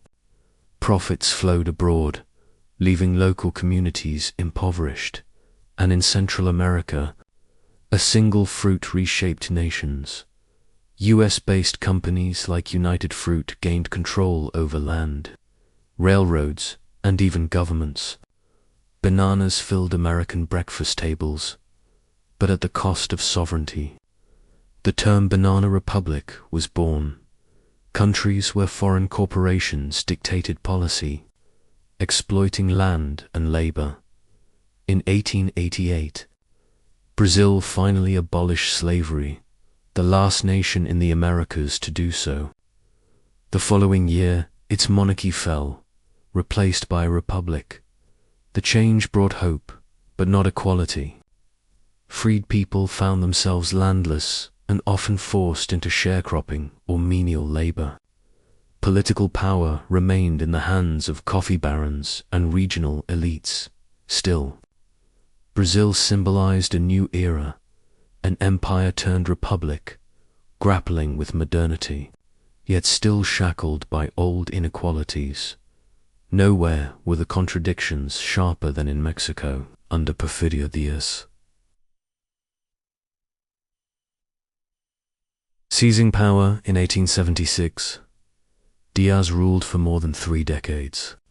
He welcomed foreign investors, modernized infrastructure, and boasted of stability. Railroads linked distant provinces, factories rose, telegraphs buzzed, and Mexico City gleamed with electric lights, but progress came at a price. Diaz dispossessed indigenous communities, handing their lands to hacienda owners and foreign companies. Rural peasants sank deeper into debt peonage. Political dissent was crushed with violence. Order and progress, Diaz declared. For elites, it was prosperity. For millions, it was misery. While the US cast its gaze abroad, it was also transforming within. Between 1880 and 1920, more than 20 million immigrants arrived. Italians, Jews, Poles, Greeks, Chinese, and Japanese. They labored in factories, mines, and fields, often for starvation wages. Suspicion and prejudice grew. The Chinese Exclusion Act of 1882 marked the first major U.S. law to bar immigration by nationality. Violence erupted against Asian communities, especially in California. Yet immigrant labor fueled America's rise as an industrial giant, and as U.S. factories grew, so too did its appetite for foreign markets and resources. The nation looked south not just as a neighbor, but as a sphere of influence. The turning point came in 1898, in Havana Harbor. The USS Maine exploded, killing more than 260 sailors. U.S. newspapers screamed sabotage by Spain. "Remember the Maine" became the rallying cry. The Spanish-American War followed a short, decisive conflict. In just months, Spain's centuries-old empire collapsed. The United States seized Puerto Rico, Guam, and the Philippines. Cuba gained independence but under heavy U.S. control. It was America's imperial coming of age. No longer just a continental power, the United States had stepped onto the global stage. After 1898, US influence spread deep into Latin America, only through armies, but through corporations. The United Fruit Company, Standard Oil, and other firms controlled vast lands in Central America and the Caribbean. Railroads and ports were built, but primarily to move exports. Local economies became dependent on single crops: bananas in Honduras, sugar in Cuba, coffee in El Salvador. Governments bent to foreign pressure, sometimes toppled by coups when they resisted. The phrase "banana republic" was no exaggeration. In some countries, company managers wielded more power than presidents. Workers who protested faced violence, strikes crushed by troops. Wealth flowed north, while inequality deepened at home. In 1903, the U.S. turned its gaze to Panama. A canal linking the Atlantic and Pacific would transform global trade and secure American dominance. When Colombia hesitated to allow construction, the U.S. backed a Panamanian revolt. Within days, Panama declared independence and signed a treaty granting the U.S. control of the canal zone by 1914. The Panama Canal was complete, an engineering marvel, a strategic prize, and a symbol of U.S. power in Latin America. But for Colombians, Panamanians, and Latin Americans at large, it was a bitter reminder US might could bend nations to its will. In 1904, President Theodore Roosevelt issued a new doctrine, the Roosevelt corollary to the Monroe Doctrine. It declared that the U.S. had the right to intervene in Latin America to preserve stability and protect American interests. In practice, it meant military occupations in the Dominican Republic, Cuba, Nicaragua, and Haiti. Marines landed, governments reshaped, debts managed doorways to US advantage. Meanwhile, at home, the U.S. entered the progressive era, 1890s, 1920s. Reformers fought corruption, demanded women's suffrage, and curbed corporate excess. Labor laws, food safety regulations, and antitrust actions reshaped society. But progress stopped at the water's edge. Racial segregation at home remained entrenched, while abroad imperialism flourished. The same nation that spoke of democracy occupied by the 1910s. Discontent in Mexico erupted. Porfirio Díaz's long rule collapsed under the weight of inequality and repression. Revolution swept the nation. Farmers, workers, and rebels demanded land, justice, and democracy. Leaders like Emiliano Zapata and Pancho Villa became legendary, their armies challenging both Mexican elites and foreign powers. The 1917 Mexican Constitution promised land reform, labor rights, and restrictions on foreign ownership. It was among the most progressive of its time. But the revolution, also brought by the eve of World War I, the patterns were clear. Latin America had thrown off colonial rule, but remained bound to global markets and foreign capital. Wealth flowed to elites and foreign investors. While peasants and workers labored in hardship, the United States, once a fragile republic, now dominated the hemisphere. Militarily and politically, its corporations carved plantations, its warships patrolled coasts, its diplomats dictated policy. Indigenous peoples, Afro-descendant communities, and rural poor remained marginalized, preserving traditions against overwhelming pressure. The age of European colonialism was over in the Americas. The age of US dominance had begun. So, as the 20th century dawned, the Americas stood in uneasy balance. The United States, flush with industrial might and imperial ambition, loomed over the hemisphere. Latin America, caught between modernization and inequality, struggled for justice and sovereignty. Ahead lay a global conflict that would draw both North and South into its orbit, the First World War.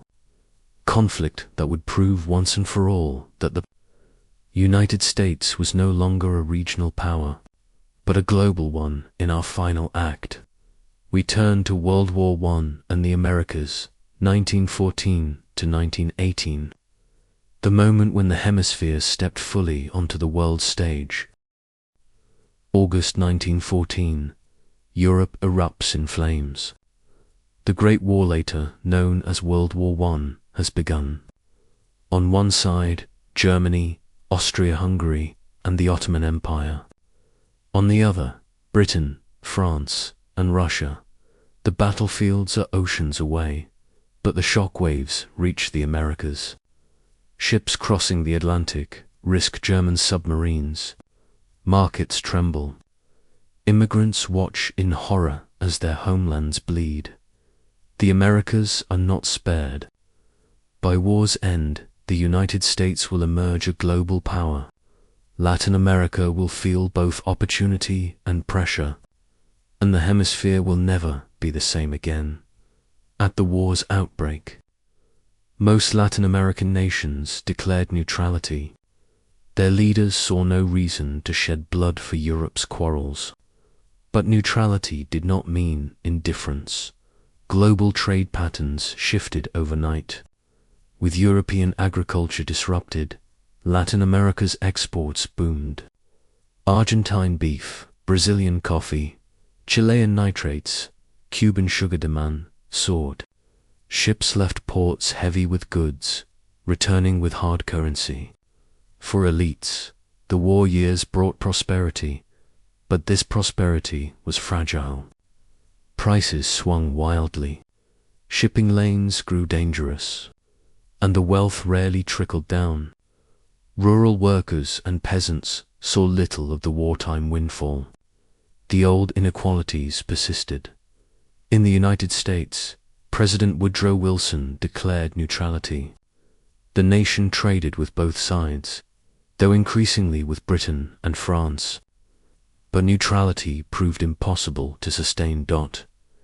German U-boats prowled the Atlantic, sinking ships. In 1915, the Lusitania, a British liner carrying American passengers, went down. Outrage spread. By 1917, German provocations escalated. The infamous Zimmermann telegram revealed Germany urging Mexico to join the war against the US, promising the return of Texas, Arizona, and New Mexico. The note shocked Americans. On April 6, 1917, the United States declared war on Germany. The age of isolation was over. The US was stepping onto the world stage as a military power. The US mobilization was immense. Factories converted to produce weapons, ships, and uniforms. Millions of men were drafted into the military. Women entered the workforce in greater numbers. filling roles left vacant. Propaganda filled streets and newspapers. Posters urged men to enlist, citizens to buy war bonds, families to conserve food. German Americans faced suspicion and harassment. In less than 2 years, more than 2 million US soldiers crossed the Atlantic. Doughboys, they were called. They arrived in France, weary but determined, bringing fresh strength to exhausted Allied lines. For Black Americans, the war carried both hope and bitterness. Nearly 400,000 served, many in segregated units.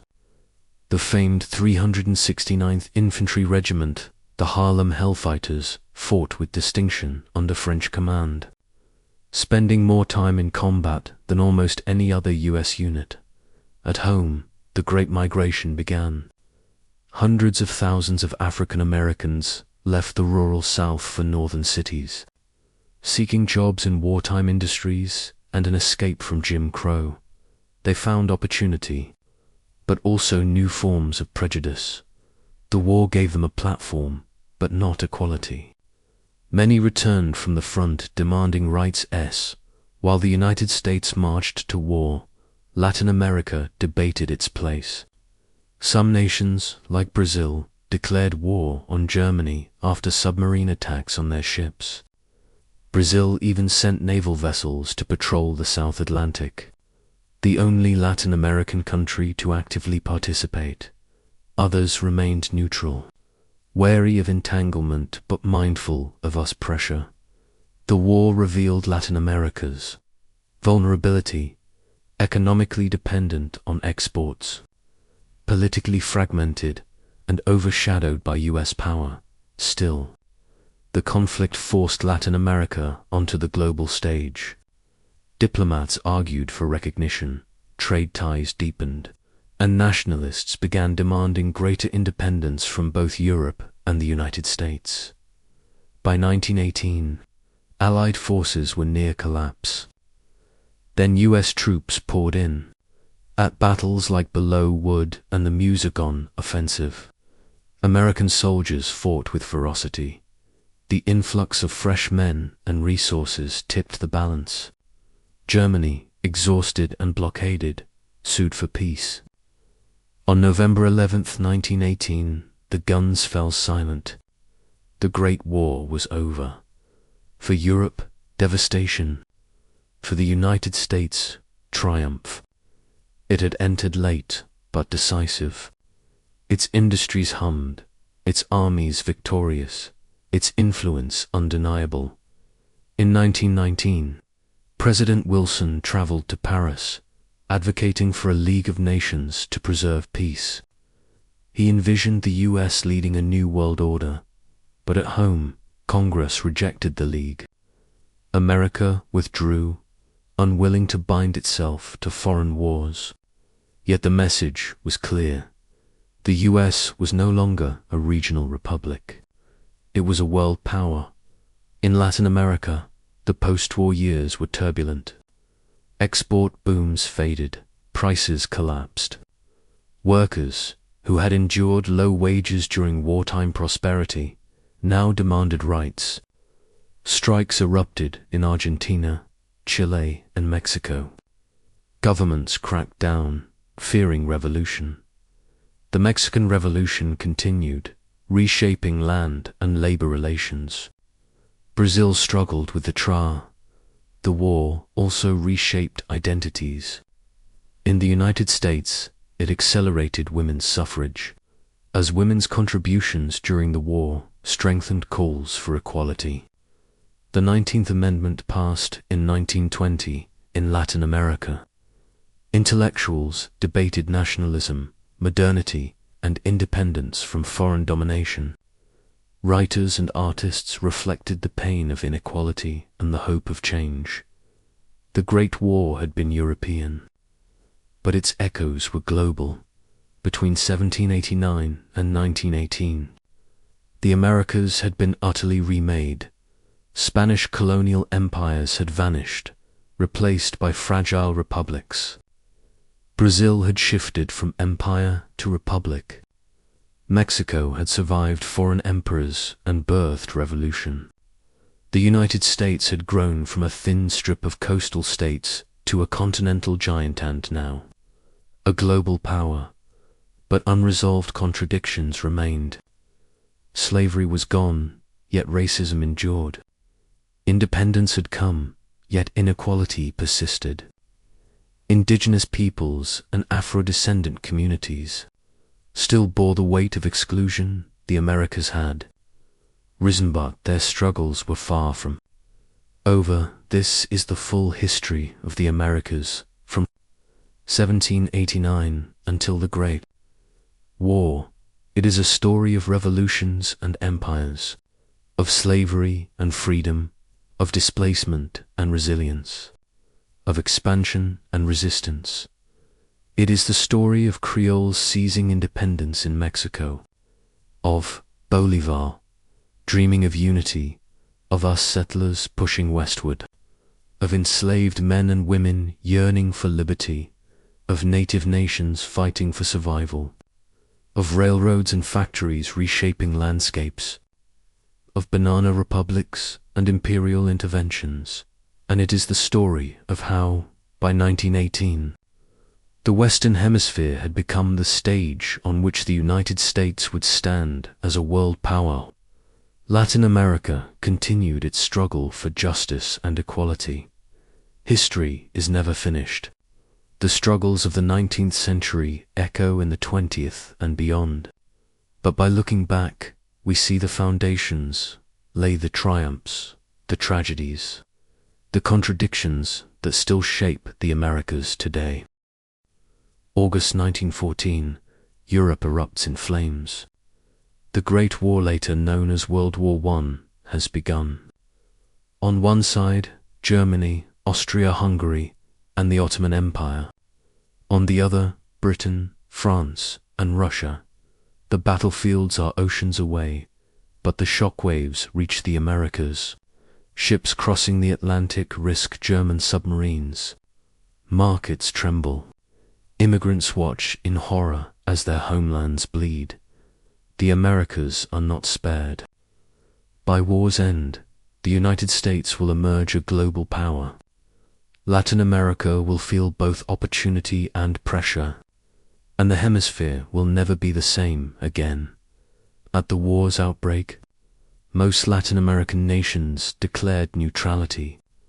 Their leaders saw no reason to shed blood for Europe's quarrels. But neutrality did not mean indifference. Global trade patterns shifted overnight. With European agriculture disrupted, Latin America's exports boomed. Argentine beef, Brazilian coffee, Chilean nitrates, Cuban sugar demand soared. Ships left ports heavy with goods, returning with hard currency. For elites, the war years brought prosperity, but this prosperity was fragile. Prices swung wildly. Shipping lanes grew dangerous, and the wealth rarely trickled down. Rural workers and peasants saw little of the wartime windfall. The old inequalities persisted. In the United States, President Woodrow Wilson declared neutrality. The nation traded with both sides, though increasingly with Britain and France. But neutrality proved impossible to sustain. German U-boats prowled the Atlantic, sinking ships. In 1915, the Lusitania, a British liner carrying American passengers, went down. Outrage spread. By 1917, German provocations escalated. The infamous Zimmermann telegram revealed Germany urging Mexico to join the war against the US, promising the return of Texas, Arizona, and New Mexico. The note shocked Americans. On April 6, 1917, the United States declared war on Germany. The age of isolation was over. The US was stepping onto the world stage as a military power. The US mobilization was immense. Factories converted to produce weapons, ships, and uniforms. Millions of men were drafted into the military. Women entered the workforce in greater numbers, filling roles left vacant. Propaganda filled streets and newspapers. Posters urged men to enlist, citizens to buy war bonds, families to conserve food.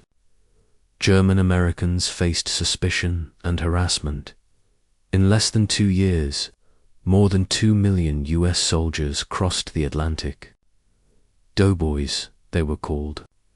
They arrived in France, weary but determined, bringing fresh strength to exhausted Allied lines. For Black Americans, the war carried both hope and bitterness. Nearly 400,000 served, many in segregated units. The famed 369th Infantry Regiment, the Harlem Hellfighters, fought with distinction under French command, spending more time in combat than almost any other US unit. At home, the Great Migration began. Hundreds of thousands of African Americans left the rural South for northern cities, seeking jobs in wartime industries and an escape from Jim Crow. They found opportunity, but also new forms of prejudice. The war gave them a platform, but not equality. Many returned from the front demanding rights. While the United States marched to war, Latin America debated its place. Some nations, like Brazil, declared war on Germany after submarine attacks on their ships. Brazil even sent naval vessels to patrol the South Atlantic, the only Latin American country to actively participate. Others remained neutral, wary of entanglement but mindful of US pressure. The war revealed Latin America's vulnerability, economically dependent on exports, politically fragmented and overshadowed by US power. Still, the conflict forced Latin America onto the global stage.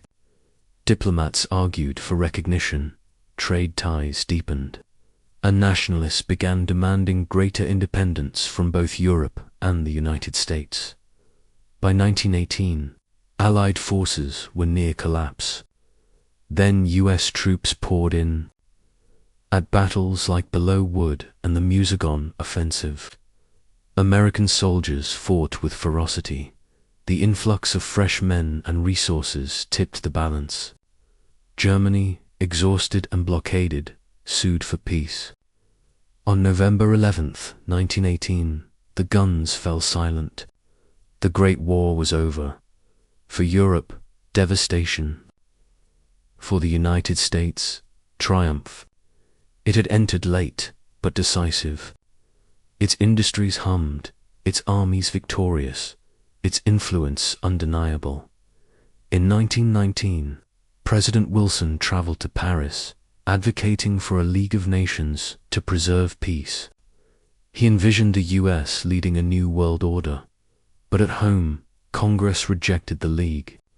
America withdrew, unwilling to bind itself to foreign wars. Yet the message was clear. The US was no longer a regional republic. It was a world power. In Latin America, the post-war years were turbulent. Export booms faded. Prices collapsed. Workers, who had endured low wages during wartime prosperity, now demanded rights. Strikes erupted in Argentina, Chile, and Mexico. Governments cracked down, fearing revolution. The Mexican Revolution continued, reshaping land and labor relations. Brazil struggled with the triad. The war also reshaped identities. In the United States, it accelerated women's suffrage, as women's contributions during the war strengthened calls for equality. The 19th Amendment passed in 1920. In Latin America, intellectuals debated nationalism, modernity, and independence from foreign domination.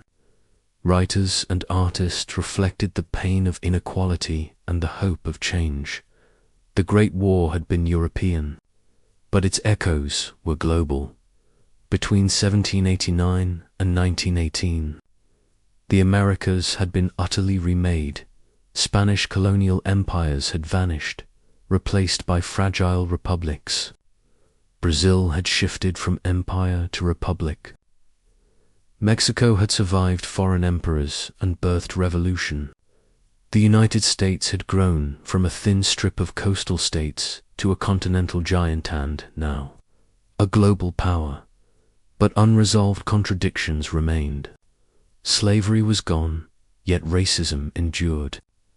Independence had come, yet inequality persisted. Indigenous peoples and Afro-descendant communities still bore the weight of exclusion. The Americas had risen, but their struggles were far from over. This is the full history of the Americas from 1789 until the Great War. It is a story of revolutions and empires, of slavery and freedom, of displacement and resilience, of expansion and resistance. It is the story of Creoles seizing independence in Mexico, of Bolivar dreaming of unity, of us settlers pushing westward, of enslaved men and women yearning for liberty, of native nations fighting for survival, of railroads and factories reshaping landscapes, of banana republics and imperial interventions. And it is the story of how, by 1918, the Western Hemisphere had become the stage on which the United States would stand as a world power. Latin America continued its struggle for justice and equality. History is never finished. The struggles of the 19th century echo in the 20th and beyond. But by looking back, we see the foundations, laid the triumphs, the tragedies, the contradictions that still shape the Americas today. Asterisk.